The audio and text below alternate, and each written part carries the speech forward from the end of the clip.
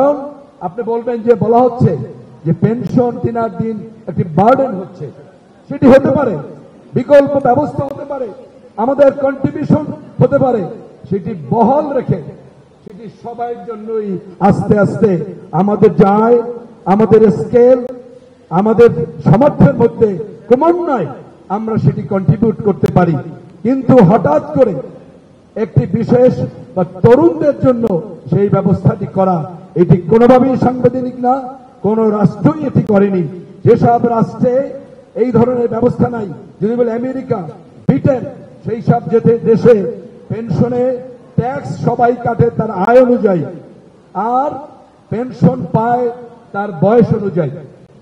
সেখানে এমন কোন ব্যবস্থা নাই যে আপনি 1 জুলাইতে জয়েন করলে আপনি পেনশন পাবেন না, আপনি 30 জুন জয়েন করলে আপনি পেনশন পাবেন।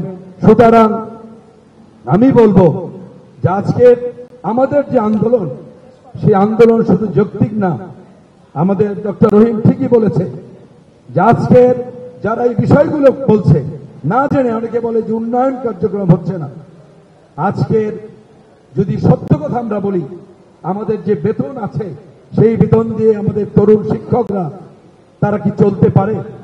আমার সহকর্মী, আমার ইনস্টিটিউটে যারা যোগদান করেছে, আমি দেখি সেই লেকচারার বন্ধুদের তাদের পরিবার পরিজন থাকে গ্রামের বাড়ি। ঢাকার শহরে পরিবার পরিজন রেখে বর্তমান আর্থিক ব্যবস্থায় আমার শিক্ষকরা চলতে পারছে না, কোন চাকরিজীবী মানুষ চলতে পারছে না। সে কারণে আমি আহ্বান জানাবো, অবিলম্বে নতুন পে স্কেল ঘোষণা করুন, আমাদের খেয়ে পড়ে থাকতে দিন। আমরা তো হাজার হাজার কোটি চাই না, আমরা তো শত শত কোটি চাই না। যারা শত শত কোটি টাকা, কোটি কোটি টাকা, হাজার হাজার কোটি টাকা ব্যাংক থেকে নেয়, মানুষের অর্থ তছরূপ করে নেয়, জোর করে নেয়, তাদের অর্থ কেড়ে আনুন। সেই অর্থ দিয়ে রাষ্ট্রের এই সকল জায়গায় সেবা দিন, সেটি হবে উত্তম ব্যবস্থা। অবিলম্বে আমাদের পেনশন ব্যবস্থা বহাল রাখুন, প্রত্যয় বাতিল করুন। স্বতন্ত্র যে বেতন কাঠামো, এটি সময়ের দাবি না, এই দাবি বাস্তবায়নের সময় পেরিয়ে যাচ্ছে। সুতরাং সময় পেরিয়ে যাবেন না। যারা রাষ্ট্রকে পরিচালনা করছেন, আমরা যারা উন্নয়নে এগিয়ে যেতে চাই, সেই উন্নয়নের স্বার্থেই শিক্ষকদের জন্য উচ্চতর এবং স্বতন্ত্র বেতন কাঠামো প্রয়োজন।